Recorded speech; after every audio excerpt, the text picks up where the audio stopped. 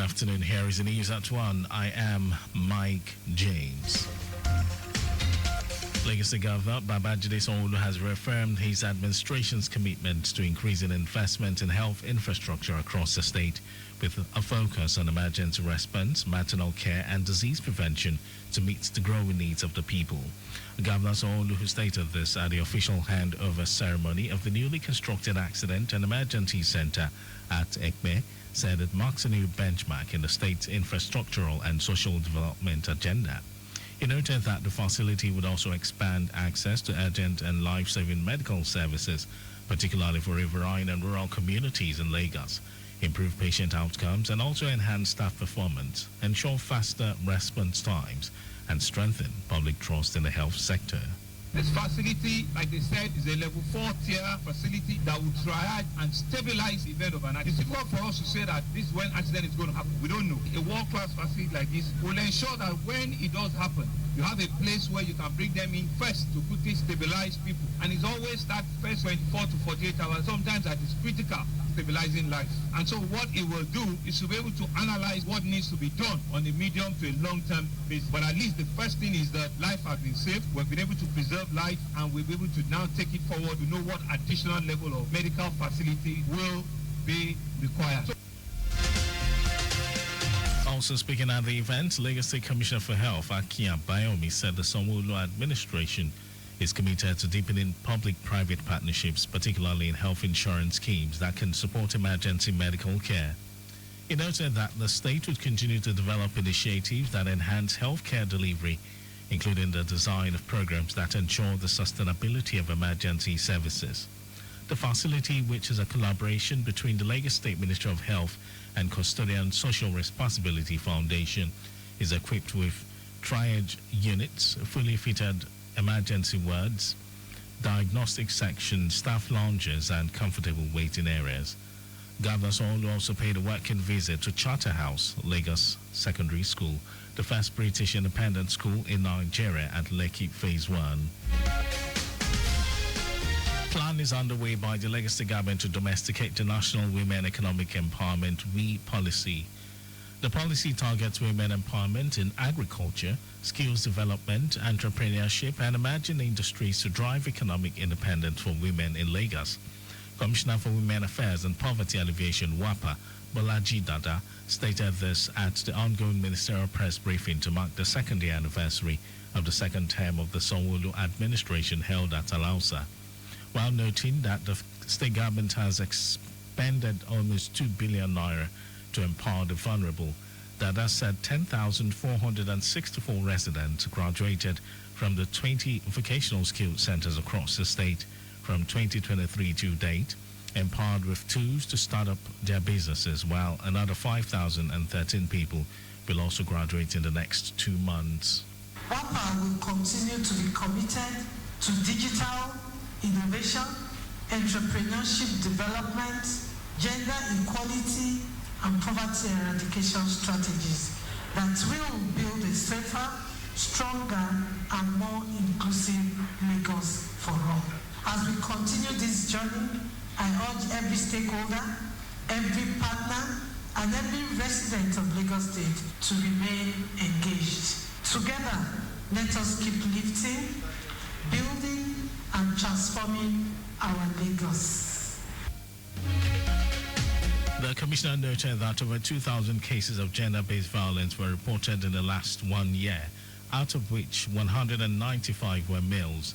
Dada noted that the domestic violence survivors shelter under construction in Agidingbi 70% near completion, which will be used to provide temporary accommodation for victims with provision of psychosocial support and free legal services for them before reintegrating them into the society. Our correspondent, Adiola Akindele, reports that 16,000 young ladies and rural women have benefited from the free sanitary pad initiative as part of efforts to promote menstrual hygiene. The Lagos State government has rescheduled the previously announced traffic diversion for repair works on the Ogudu-Orishoki Bridge. Commissioner for Transportation Oluwaseun Oshiemi in a statement says the new date for the repair works will be communicated. Oshiemi says the state government remains committed to ensuring public safety and minimal disruption during infrastructural upgrades calling for motorists' patience, understanding and continued cooperation.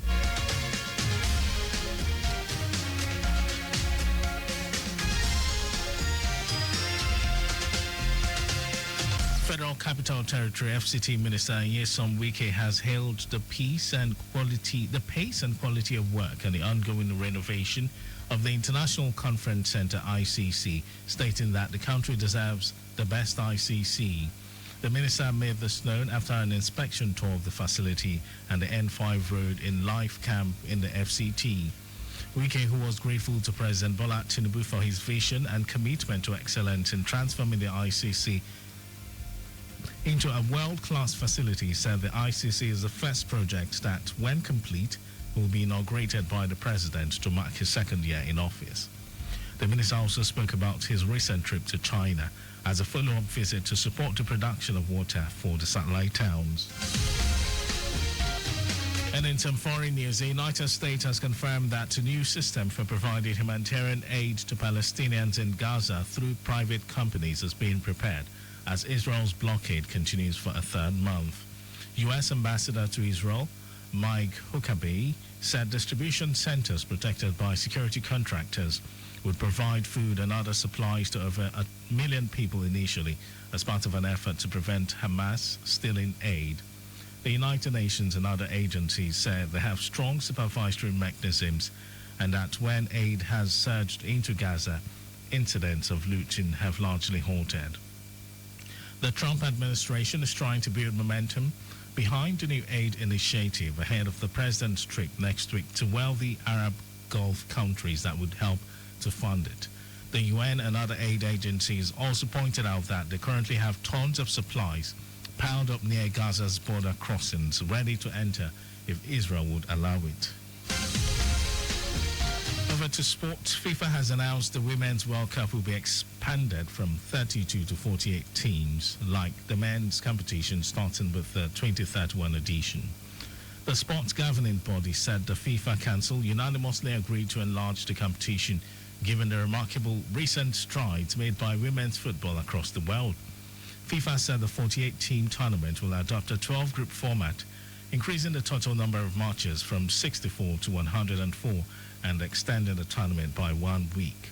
FIFA President Gianni Infantino said the expansion followed the success of the 2023 World Cup in Australia and New Zealand, won by Spain. The 2027 tournament in Brazil, which will be the 10th edition of the women's event, will remain at 32 teams. FIFA is yet to ratify the 2031 and 2035 hosts.